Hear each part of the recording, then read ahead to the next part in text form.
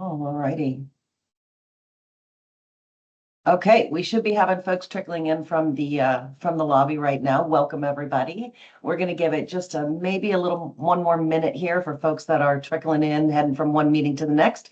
And then we're going to get started with your webinar for how to optimize your Microsoft 365 with the wonderful Nick Ross from Cloud Capsule. So just one more minute.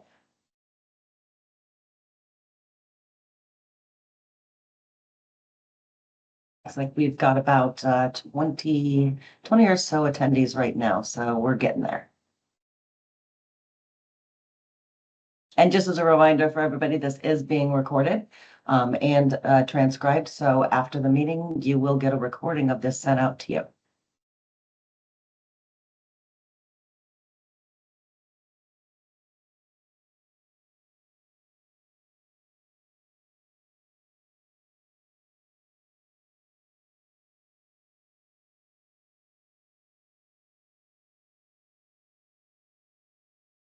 All right. All right. I am going to go ahead and kick us off. Nick, if you're ready, I'm ready. All right. You're on mute, but I saw the nod. Okay, perfect. Good to go. Well, welcome everybody. We are absolutely thrilled to have you here with us. We're super excited about this presentation, and we hope that you are too. How to optimize Microsoft 365, not only for security, which if you've talked to any of us before, you know we hammer on, but also for cost savings and productivity. And we have Nick Ross here with Cloud Capsule. I'll be introducing him a little bit later. But first, just a couple of housekeeping things for us. If you want to go ahead and move to the next slide, Nick, after that, he'll be taking over. So who are you with today? So you have gotten an invite to this webinar from one of these companies listed here. We're actually a consortium of about 10 managed IT service providers from all across the United States and Canada. We come together regularly to share insights, to solve challenges, to kind of elevate what we're able to provide to you, to our customers, to our prospects. And so over the years, we've gathered about 40 years of combined experience in managed IT, but also in cybersecurity and compliance. So we truly do deliver the best-in-class service to the clients that we serve. And one of the things that we're kicking off is going to be regular webinars like this one to help to provide you more timely and pertinent information for all the different types of tools and services that you may be using. Go ahead. So how to get the most out of this webinar today. So first of all, everyone is automatically muted to minimize a lot of that background noise. However, you should have control of yourself to unmute yourself. You also do have the opportunity to raise your hand. If for any reason you're having trouble unmuting yourself, just let me know and I will unmute you. And then also we are going to be monitoring the Q&A. So please feel free to post any of your comments or questions there. We're not going to be utilizing the chat function for this webinar, so please make sure that you use your Q&A link. And then as always, the more that you interact, the more you ask questions, the more you're going to get out of today for sure. Go ahead, Nick. And a bonus for all of you folks on with us today, for those attendees who stay with us all the way through to the end of this webinar, you're going to receive a free Microsoft 365 security assessment. This is going to help you uncover some of the top 3 security risks to your business right now. This thing assesses key security data points against frameworks like CIS controls and NIST compliance. It's going to identify and solve for any configuration issues that you have, provide detailed findings, as well as a summary, including charts, correction plans, and some guidance that will help you remedy those risks and any deviances that are found. And then also, this is an assessment that you can use ongoing, and that will track your progress as you make changes and close some of those risk gaps on your way to meeting your compliance standards. So those of you who stay with us to the end, hold on to your seats. We'll talk to you a little bit later about how to get in on this. So let's talk a little bit about Nick, Mr. Ross here. He's the CEO of Cloud Capsule. Nick has been a 3-time Microsoft MVP for his educational content. And if you don't know what that means, it means that Nick is pretty much the boss. He has all of the information that you need. He's a genius in this area when it comes to it. So we can be more thrilled to have him with us today, sharing his expertise and his insights. He's a respected thought leader and an influencer. And if you haven't checked out his YouTube channel, T-365, you need to do it. He shares so much information there that is for for your business when it comes to not only security, but also productivity and cost savings and just really how to squeeze every little bit out of your Microsoft 365. He's got a bachelor's degree in business management from Florida State with his minorship degree in entrepreneurship. So he's really got a lot of good background experience there. Plus, he's a hiker, a reader, and a fitness junkie. And I guess this photo right here is probably a good example of Nick showing us some of his fitness junkie escapades. So, Nick, that's it for me. I'm going to hand it over to you. Welcome so much being here with us. We couldn't be more thrilled to have you here. Thank you. Awesome. Yeah, thanks, Trish. I'm happy to be here and excited to share a lot of this information with you guys. I appreciate you all spending some time with us. Feel free, as Trish mentioned in there, to reach out with any questions as we're going through this. We love it for it to be interactive. So if there's any topics you want to dive into a little bit more or have some specific targeted questions, feel free to put them in the chat. But excited to go through this topic with you guys today. There's definitely a lot to unpack, but I'm going to give you guys some real life examples of a lot of the consulting engagements that I've done too with various small businesses, as examples of more of that ROI. But a lot of what we're going to cover initially is just around some of the constraints that we're seeing in the industry today and concerns for small to medium-sized businesses. We're going to talk about some of the benefits of using probably licensing you might already have today, like Business Premium, as an example, and understanding if you're getting the most out of that today. We're going to go through some real life business case scenarios of some constraints and how you can use the licensing to overcome that. And then we're going to talk about Copilot a little bit, which is Microsoft's AI solution. I clarify, but Microsoft's done plenty of product marketing. You guys probably are getting smacked in the face with all of their branding. So you probably already know what that is, but we're going to cover some of the considerations as it relates to using AI in your business, as well as some of the security considerations. And then at the end, we're going to give you some resources on some of the next steps and resources to get started even on that security assessment. So let me go ahead and dive in here. So when we talk about the small business challenges, I meet with small businesses probably weekly, and the same thing with meeting with MSPs as well too, who serve small businesses. And a lot of the same constraints are seen, when we talk about the various different factors of the business. When we say, hey, when you look at your organization today, how many different tools do you have to run the business? And you can think about that even more narrow channels. Think about your client engagement model today. A lot of us might be using our own custom, customer relationship management tool. We may use Outlook for email, but then we use other tools for booking demos, with our prospects. We use different tools for getting on video conferences, for chatting with our employees, for storing our files. In a lot of cases, we want best of breed in those use cases, what could meet our business needs. But what ends up happening, it's what's happened over time, is we have a lot of disparate tools that don't actually talk to each other. So there's a lot of hidden cost in both trying to stitch those together to create a cohesive experience, but then the hidden cost of also thinking about how much time does it take to onboard a new employee, right, to the organization and train them up on all of those tools. So that's more of some of the similar constraints that we see a lot today. They have a lot of increasing cost. We're trying to cut cost in a lot of cases just due to the nature of macroeconomic factors, but it could be because we're trying to, reduce those costs to provide more cost-efficient manners into, more of the client-facing aspects of our business. And then on the security front, I think there's a lot of misconception around, hey, we're so small, these attackers that we're seeing in the news won't want to go after us. But what we see just after looking and reviewing at the breaches is there's actually a hyper focus on small businesses. We'll see a little bit later on in the slide deck that of all the cyber incidents that occur, it's about 1 out of every 4 small businesses is actually targeted and goes through some type of cyber incident. So key use cases like we see a lot of that are concerning, like ransomware, are specifically channeled and looking for small businesses as part of that. I hosted a different webinar a couple weeks ago just talking about a very prolific type of phishing attack that's going on in different organizations today, and hosted with a bunch of different small to medium-sized businesses. There's about 250 businesses that showed up, but one of the questions I asked, when I ran that was, how many of you guys have been breached from this incident in the past year? And 51% of them said that they had been. So it's definitely something that we have to pay attention to, just on the risk advisory side, but definitely concerning when we think about our client data, protecting the business and making sure our users are protected as well. So when we talk about these different solutions, for small to medium-sized businesses and how Microsoft packages them, I like to use this analogy more so of a vehicle of getting to point A to B with your business. So you can think about Business Basic as kind of having just having a bicycle, right? You can get to point A and B, and it's kind of your basic productivity suite where you have all of your Word, Excel, PowerPoint applications. You can send emails. You can begin to chat with users, but there's any inclement weather or anything like that, you don't really have much in the sense of protections.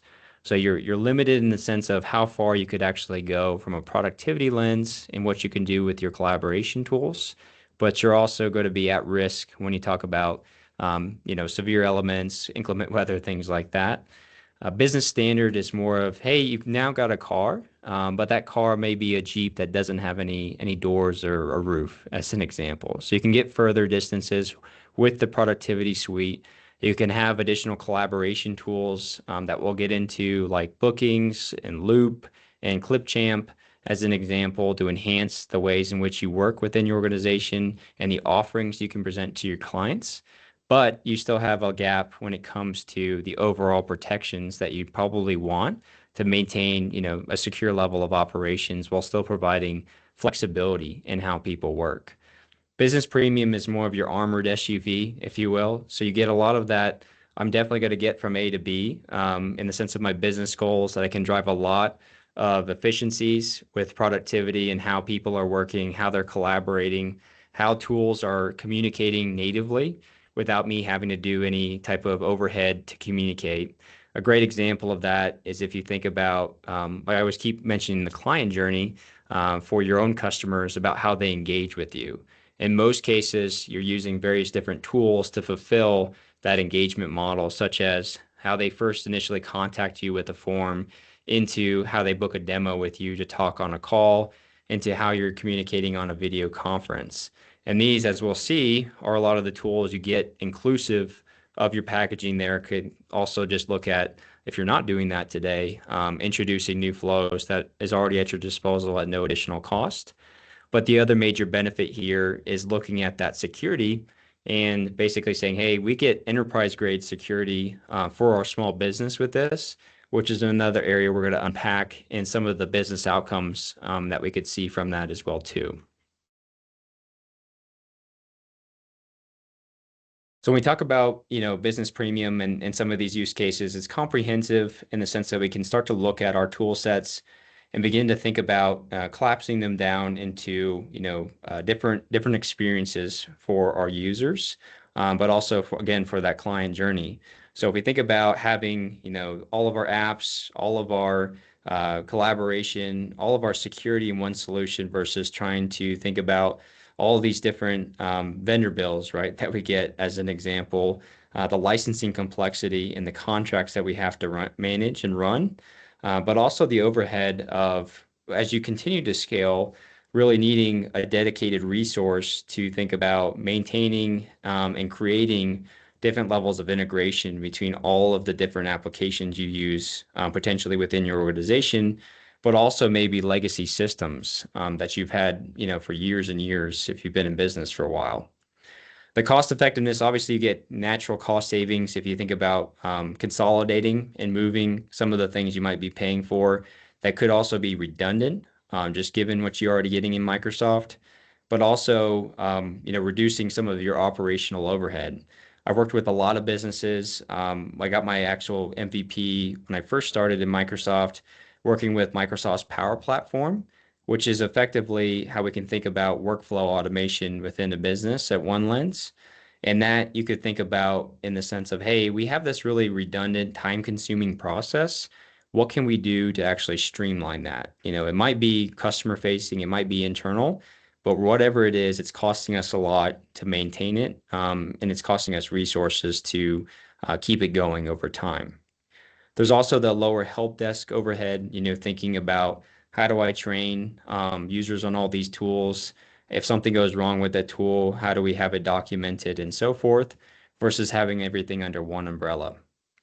And then the enterprise grade security for me, just because I'm in the security lens myself, this is where if you think about these third party tools, it's really hard to beat Microsoft security in the sense of the overall rating that you get with that. And we think about Quadrant from Gartner as an example. Microsoft is usually, if not the top, highest, one of the highest in the list for all these different categories as it relates to identity protection, device protection, various different concepts there that relate to protecting all of our entities in our organization, but also protecting things like our customer data as first as well too. So we'll get and unpack a little bit more of the granular solutions and what they can do. But when we talk about this solution and what it can do for your business, I like to kind of give you guys a real life example of an organization that I managed and basically helped facilitate a consulting engagement with. They're a financial services company that basically did wealth management and retirement planning. They had around 18 employees, and a lot of their employees work remote. They didn't really have a central office, but they were a bunch of financial advisors largely as part of that fit. But they had a lot of constraints. One, they had a really broken client experience as it related to getting on calls and kind of going through their funnel, right, in the sense of sales and net new business. So they had a lot of constraints around that because they were using different third-party tools for booking demos, to get on calls. They also had a lot of constraints in, no integration between their existing tool sets and their main CRM system, their customer relationship management tool, to actually track those relationships that they were creating, build new business, build pipeline, etc. They had two incidents over the past year that related to phishing emails with links that users clicked on, and they were compromised, but they didn't actually ended up running into any actual damages in the long run because it was mitigated, but they were really nervous about that happening again. And then they had these financial advisors that were working remote, actually, working on their personal laptops that weren't protected. And so they had a lot of risk, but they also had a lot of regulatory compliance considerations for potential fines and things like that. They were using Business Standard with Microsoft and various third-party solutions for email security as well as other productivity tools.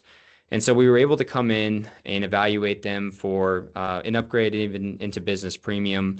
And with that, we were able to collapse those third-party security tools into, Business Premium that they already had licensing for. And they got more protections that were really targeted and we can tweak to their organization in Microsoft specifically for phishing. And we were able to go in and actually set up all new workflow automations for their client journey. So Bookings is a great app, within Business Premium as an example that you can use for scheduling. And these are applications that are part of your licensing that a lot of people don't even know exist. So you're actually able to go in and use that for bookings. You use Microsoft Forms for using the application workflows in their organization versus using a third-party tool. So they had a lot of cost savings in the forefront, which was a great initial win on that.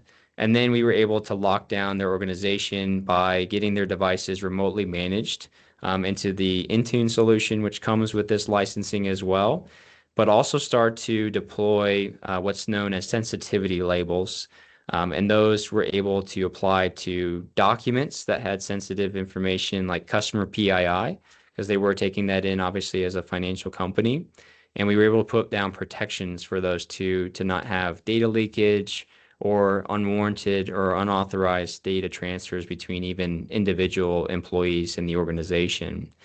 So there was a lot to unpack there, but there's a lot of benefit that we could provide without having to necessarily change a ton of flexibility within the workflows. And I think that's a big key thing that I like to emphasize because often the fear, especially with security, is that we're going to go in and implement policies and we're going to just start locking things down for the sake of security, but now people can't work anymore.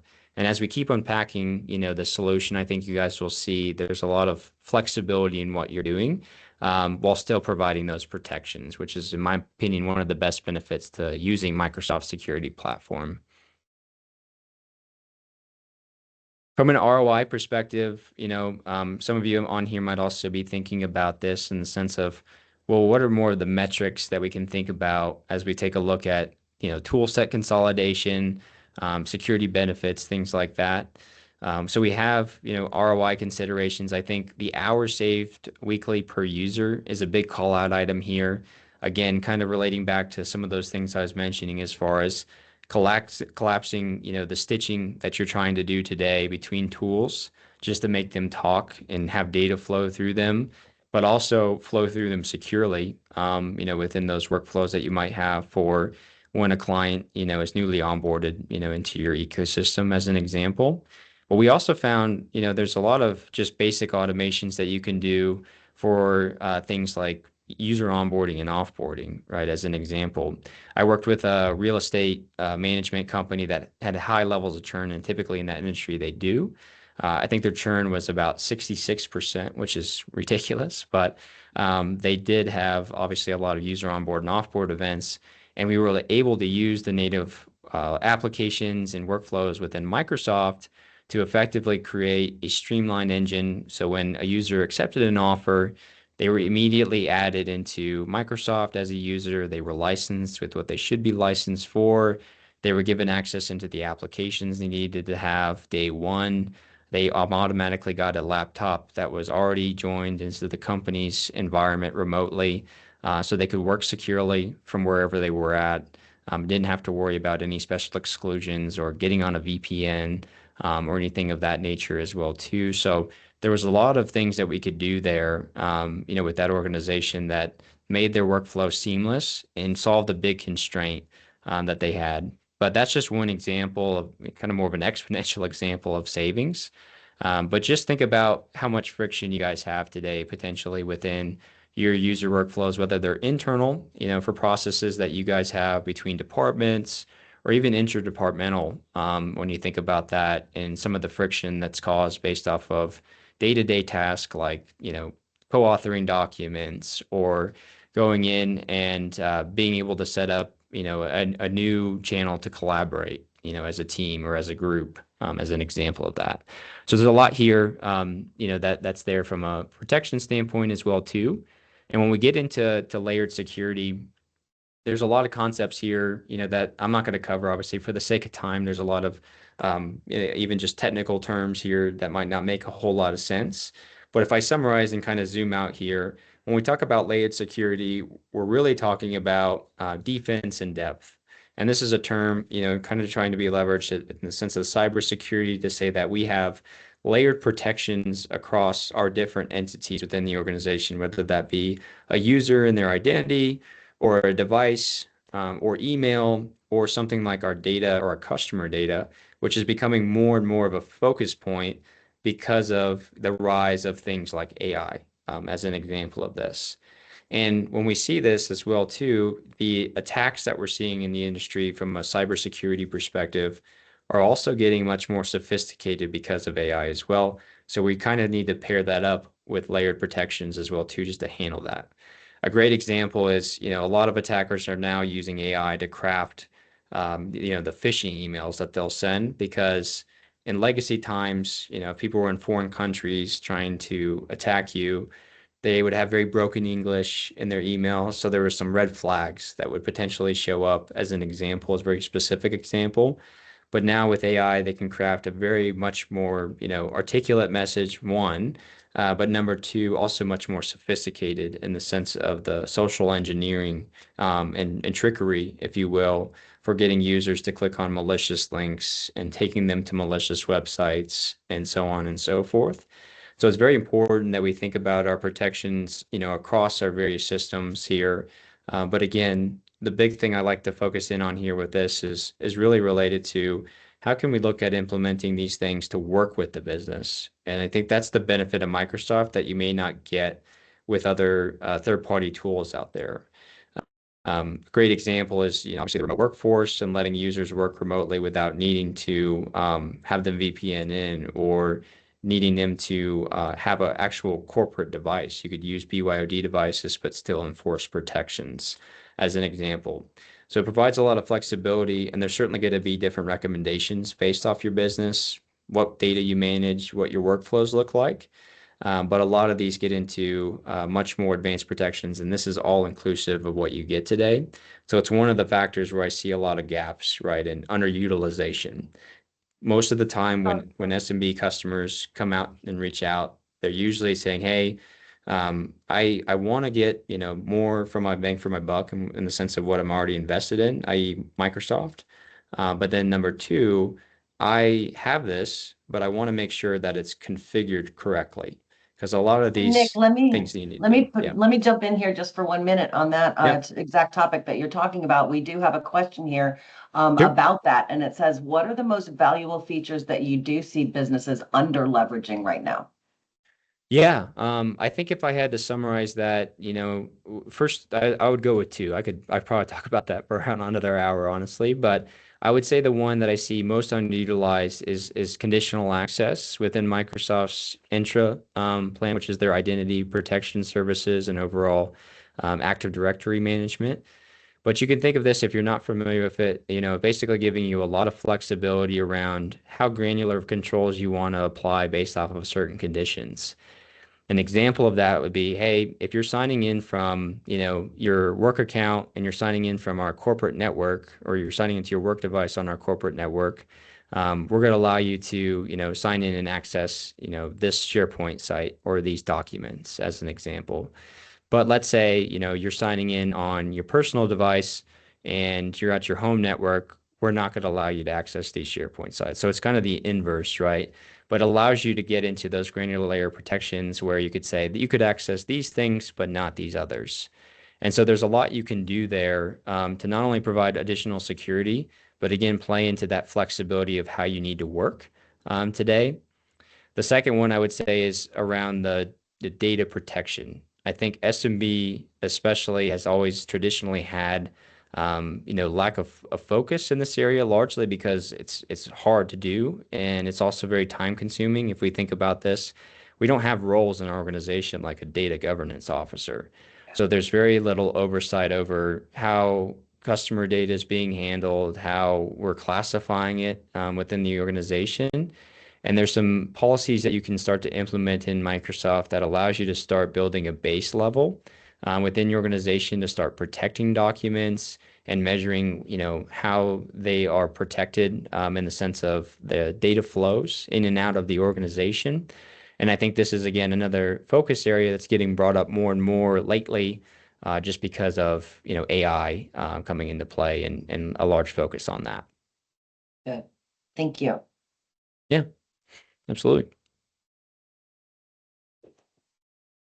So I wanted to show you guys some more practical scenarios, just common business constraints, that you would typically see, and a lot of you may resonate with these as well too, just in the sense of some of the basic challenges we kind of see across organizations.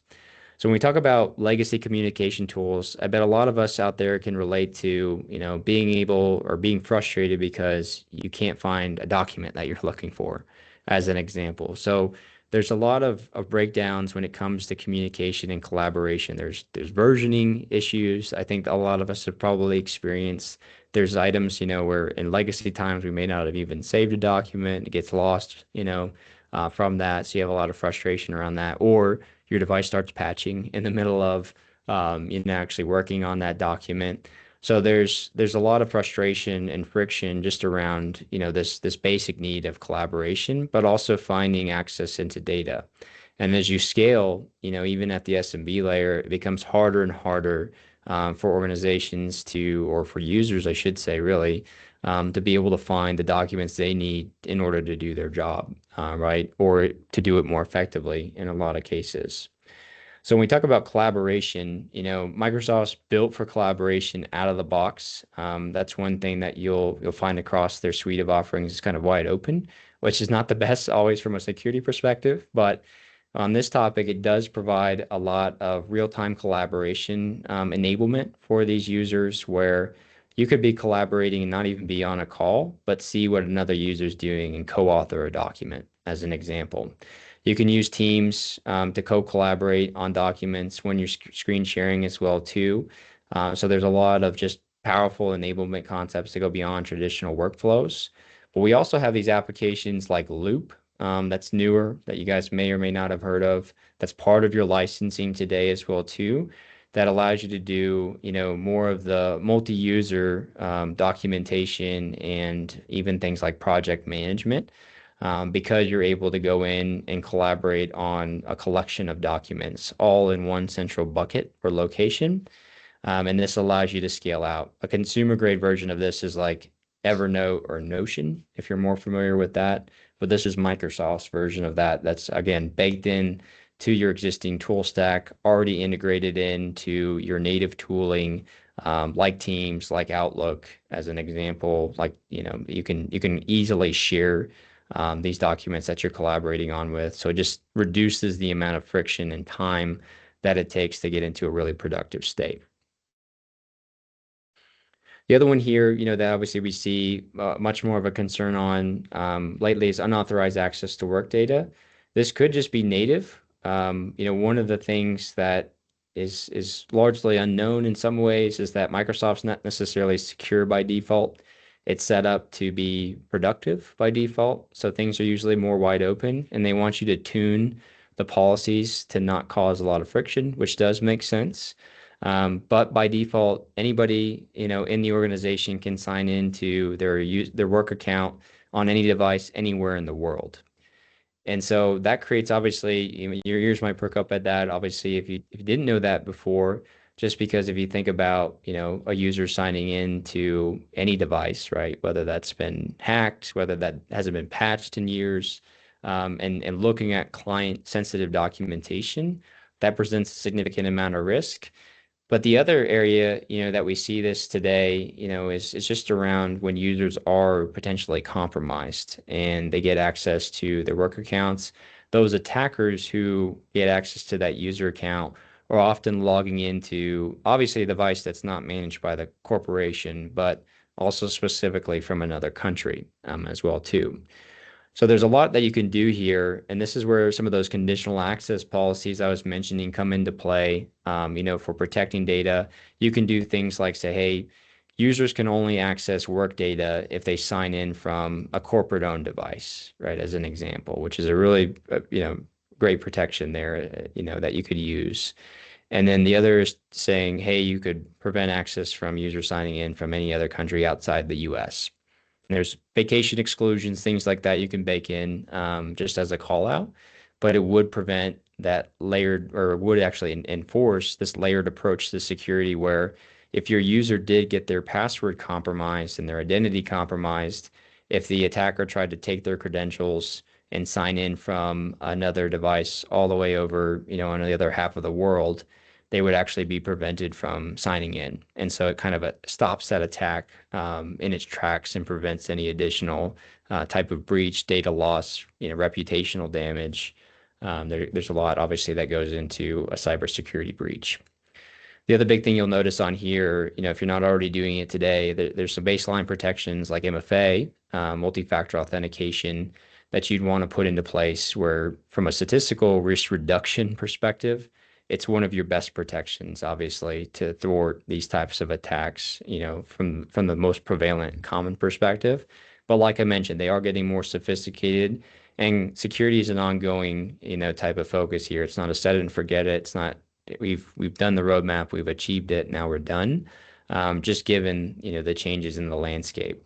So Microsoft does provide that flexibility, and there's a lot of continuous improvement you can do, that mirrors, the risk reduction, in your profile, but also complements, how your users are working today. Hey, Nick, I got another question that's coming Yep. here back on your previous slide there. Oh, yeah. You've listed three here, multi-factor, the conditional access policies, and the self-service password reset. Would you say that these are kind of the top three most overlooked security concerns that organizations could implement early just to avoid exposing themselves, or are there any others that you would want to add to that list that you think are critical?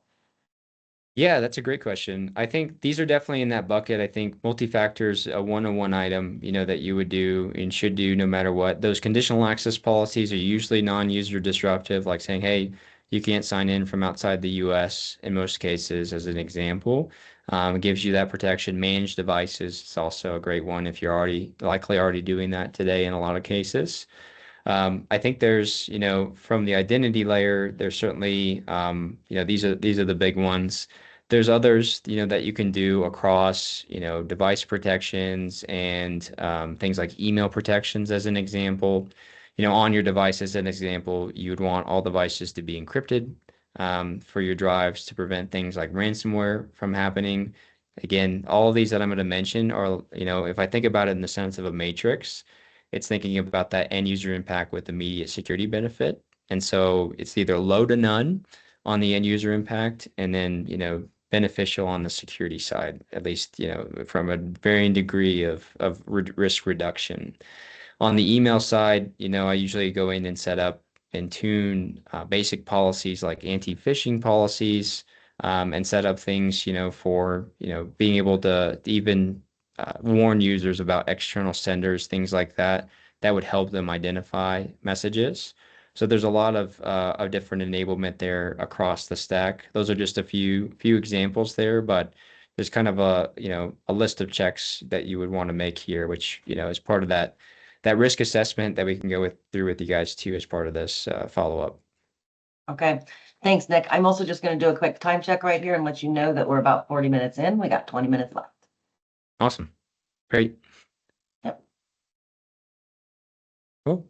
So phishing attacks, I was just mentioning this, but we see these attacks a lot today. This is what I was mentioning where I did this webinar where, out of the 250 registrants, 51%, so they fell suspect to this type of an attack, which is really where, users getting a phishing email, it looks legitimate, the attackers are getting really good about making these look good. Before they used to say things like, hey, click here to get your free Amazon gift card, right? Or something that we've kind of trained in certain senses. I mean, people still fall for that, but it's less so. The sophistication level now has moved up into saying, I'm going to send you an email that looks exactly like an email you would get from OneDrive, as an example, saying, hey, Darren, shared this file with you. Click on this link to view it. And that link is actually going to take them to what looks like a legitimate looking Microsoft website where they enter their credentials and the attacker can harvest them to steal their identity and enter their account. So these attacks are very sophisticated, and they're able to use those credentials to get in and perform and continue on into their attack, which might be accessing sensitive data. It could be, in a lot of cases, we see that lead also to wire fraud, where they impersonate that user whose identity they just stole, and they trick like the controller in the organization to changing the bank account details for a vendor that they're paying. I just talked to a business the other week actually who fell susceptible to this, and they actually wired $250,000 to a fraudulent bank. So these are real, we see them, a decent amount. Like I said, 1 in 4 SMBs experience a security breach. But on Microsoft side, they have a lot of protections here. And this is where it gets back to that defense in depth approach of, that, requiring a managed device could help, start to break these attacks down, requiring, and implementing these phishing protections within there, have a lot of native intelligence going on that's AI powered, that's looking at machine learning, also within every email that's sent to your organization and every email that your users are sending, to basically find any type of malicious or suspicious activity that they can use to lock that down. But they also have native sandboxing features. And what I mean by that is it's basically saying if a user clicks on a link, and that's going to take them potentially to a malicious website, Microsoft will actually detonate that in a, safe environment, if you will, that the user is not going to see on their screen or in their browser, and it will check to see if that's actually malicious or not. So there's going to be use cases where they can still get around that, but it's a really great protection that not a whole lot of other, email providers necessarily are providing, especially not, natively integrated with all the other levels of telemetry that you're getting as part of that solution too. Ransomware, we mentioned, 82% of ransomware attacks are targeting small business. So in this case, you're talking about attacker coming and compromising a user, compromising a device, and going in and encrypting files, demanding payment for that, And so in a lot of cases, it's really hard to recover either because the ransom's so high or you will pay the ransom just to get access back to the data. So you have some type of financial loss. Um, and it's a very big concern for a lot of small business owners within this use case, just given the level of attacks we see. And these ransoms for SMBs are not, I think they make them in a way where it's not like, we're not asking you for millions and millions of dollars in some cases. But it's enough, it's enough that you'd pay that and feel the pain, but then also have to go through, incident response afterwards and kind of the actual cleanup of that afterwards as well too. Microsoft's, this is where the integrated security stack, I would say, comes into play a little bit more, where you're talking about they're getting telemetry on the device, they're getting telemetry on the user, email, and so forth. That's all signaling into a universal funnel to say, hey, we think this is really risky, and so forth. But they also have native protections here, which prevent ransomware, like that encryption that I mentioned. But they also have endpoint detection and response. And newly introduced into Business Premium is actually this concept called automatic attack disruption, which if you think about this, it's basically saying, Microsoft's going to kick off an automated investigation when they detect something's off or suspicious or immediately malicious in nature to start responding to that attack without having to have a human involved. So basically, a very fast response rate to start doing investigations. Some of the things, we as, providers of doing, that, or if you had internal IT doing this, or a SOC team, a security operations center doing this for you, there's always that time delay in the human going in and starting to do these checks as part of an incident response plan. But is already doing that for you as part of this and giving you an analysis of what they found. So it's very helpful, and that time could be the difference between your company having financial loss and being safe within that case and stopping the attack. So it's a pretty big deal. And then this one here, we have a lot of these accidental data loss or data breach considerations. And like I keep reiterating on this, but I see it so much because I've done a lot of AI readiness engagements with small businesses. And largely, the biggest concern obviously is around your data and how it's being, leveraged in the organization, how it flows in and out. But additionally, now with AI, it's really talking about, well, if AI is coming into our organization and it's reading our documents and it's serving up information to users, as an example, is the information actually still protected as a use case here?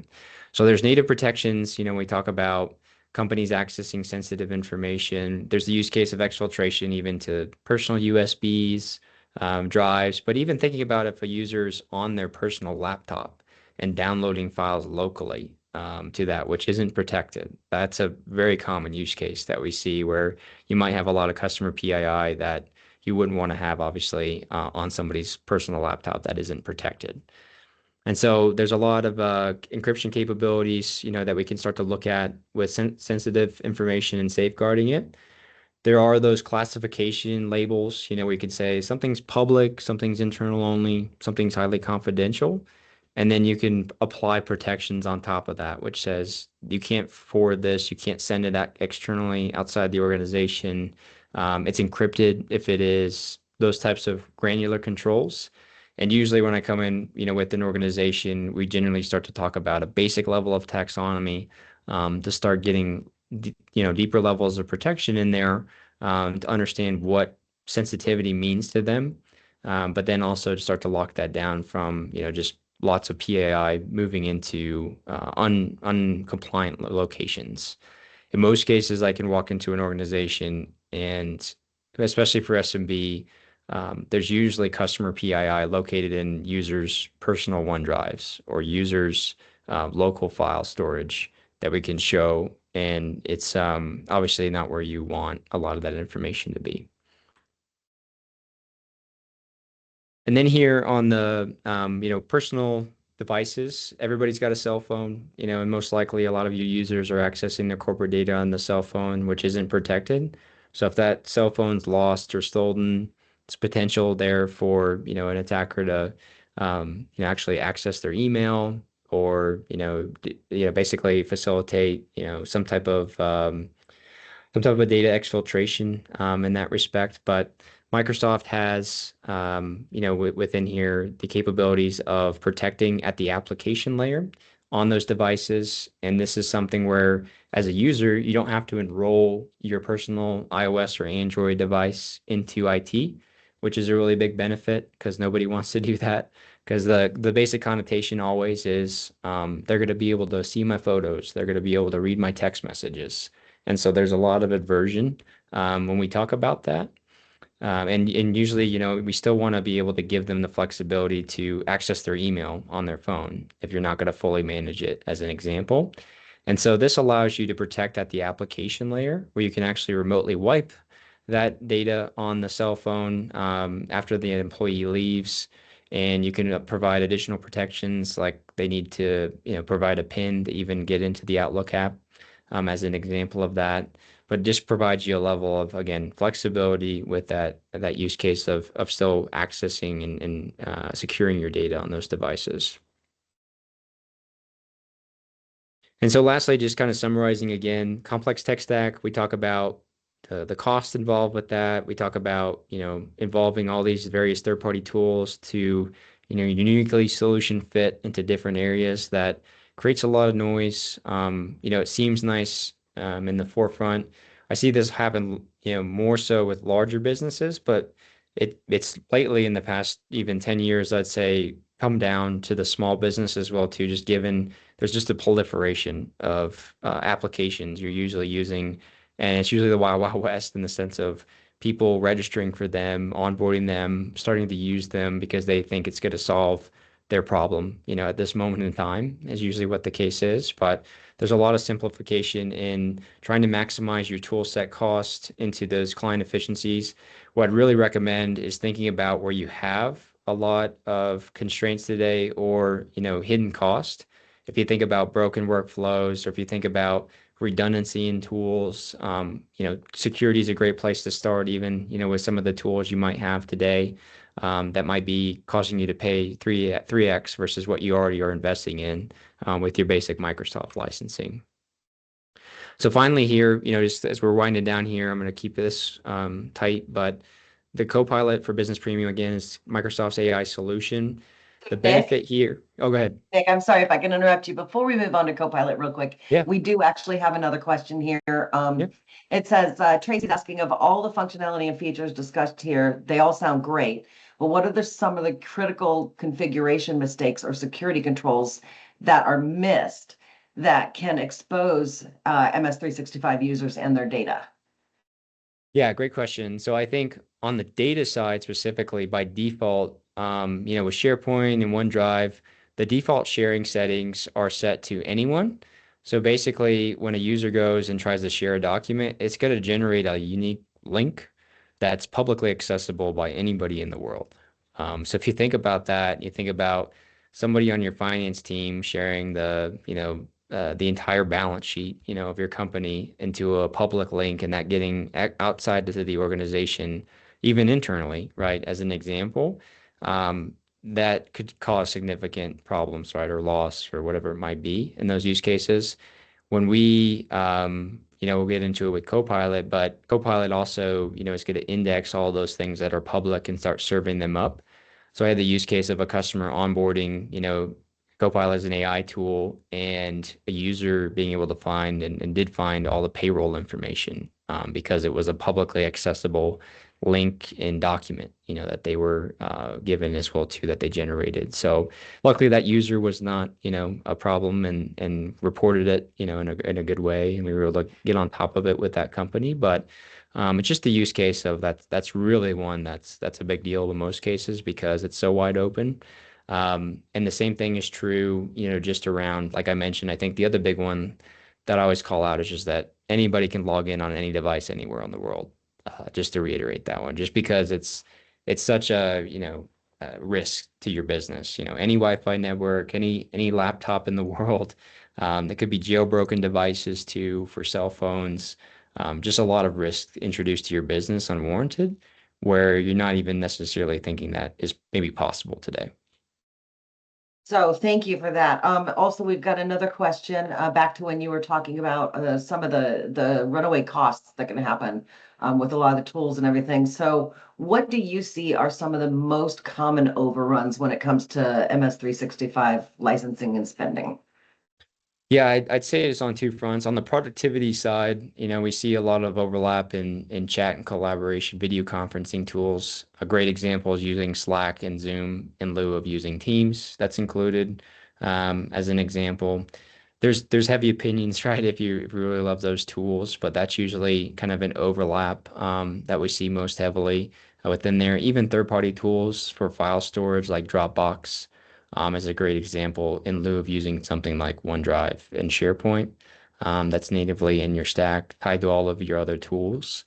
And then on the security side, I'd say email security providers are probably the number one, area of overlap that's in there today. That obviously there's more best of breed solutions in some cases for that. But again, this is that defense and depth mentality that you would have as part of that.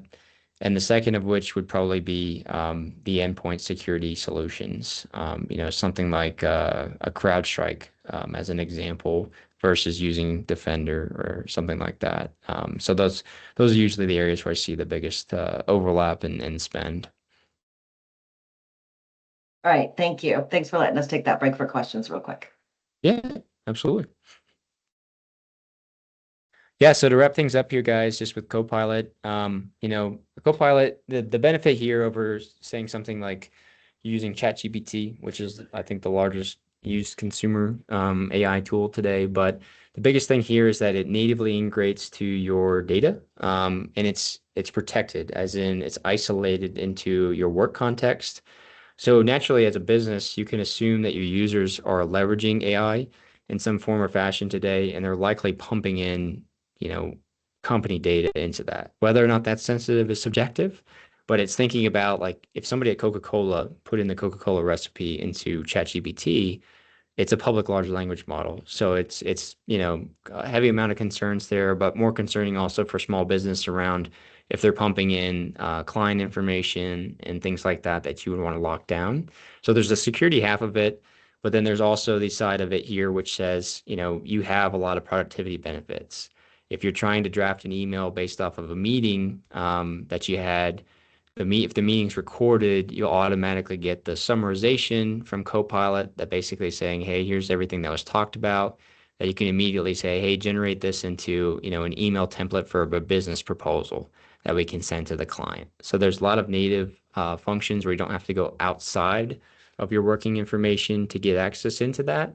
But then again, it's all bucketized on your own private instance. So hopefully, over time, it can also learn based off of your organizational data, off of prompts that you're delivering it to, things like that, to hopefully drive a lot of productivity benefits.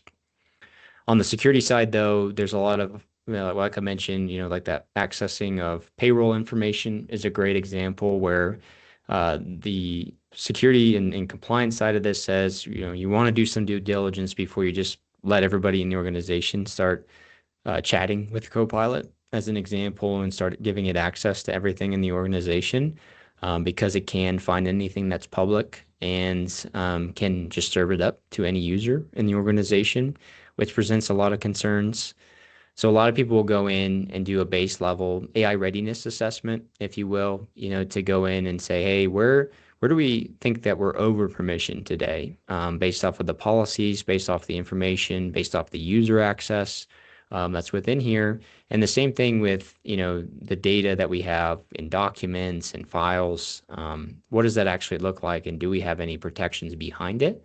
Because Copilot does respect your policies. It does respect any type of actual labeling that you've done to say this is highly confidential. Only these employees can access it, or only these groups can access it within the organization.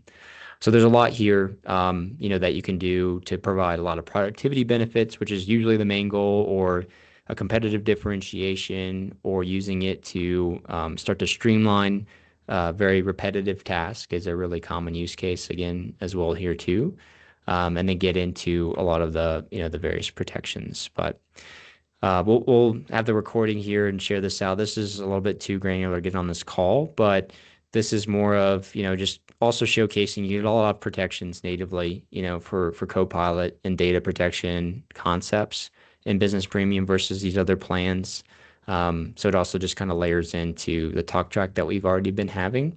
We'll certainly have this as part of that recording, that you can visualize this a little bit granular, and you can reach out to your contacts there to talk about this if you wanted to a little bit more too.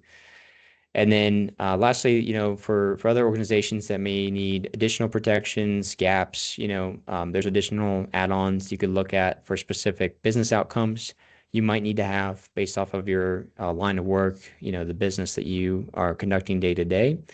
But then also other, add-on concepts here too, like, VoIP services for telephony, that you can stitch in as well too, where the benefit here mostly is around how they natively integrate to the rest of your licensing and your stack, like your email, and your video conferencing software and things like that.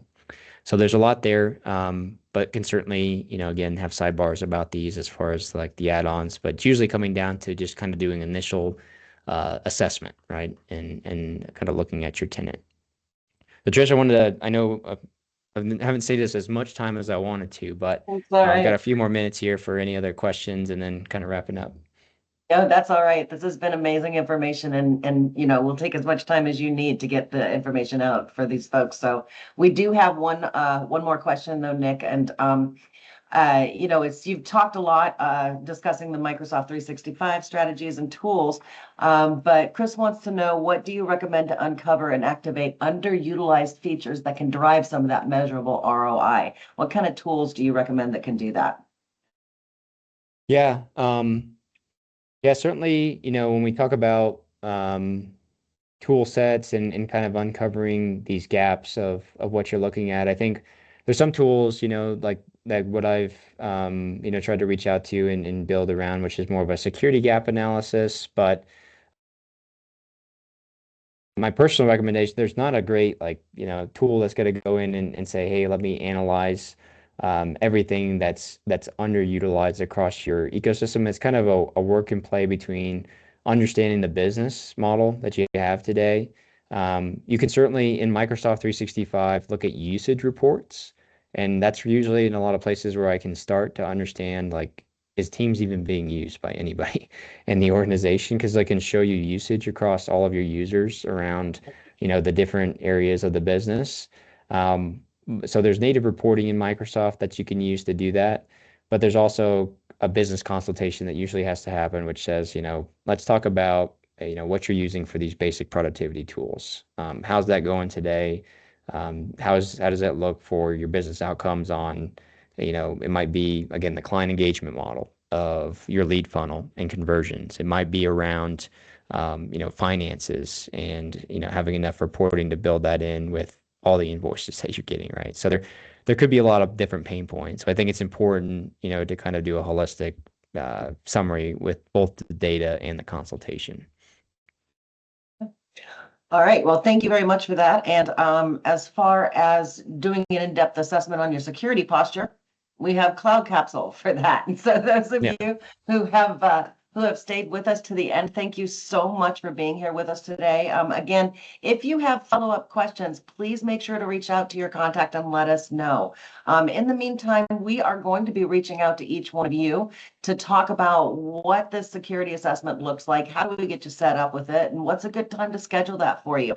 And again, you're going to want to do this with us because you're going to have your top 3 security risks identified. You're also going to have a full in-depth analysis of your 365 security posture in a plain English language that you can understand. You're going to get some guidance and some recommendations about how to close some of those risk gaps, how to implement those, and you're going to have us, your contacts who have invited you to this webinar to help you through the way. So we are 1 minute over time here. I apologize for keeping everybody late, but Nick, thank you so much for being here with us. Everybody, thank you for your time and attention. And that's it from us.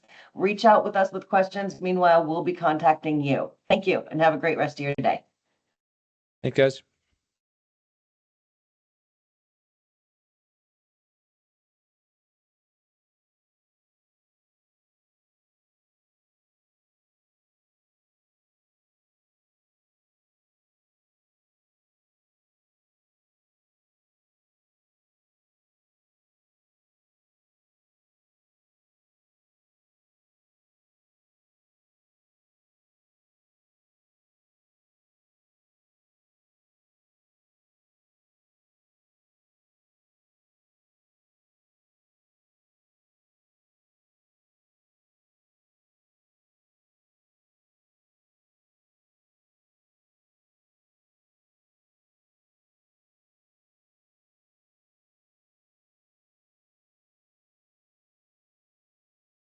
That's it.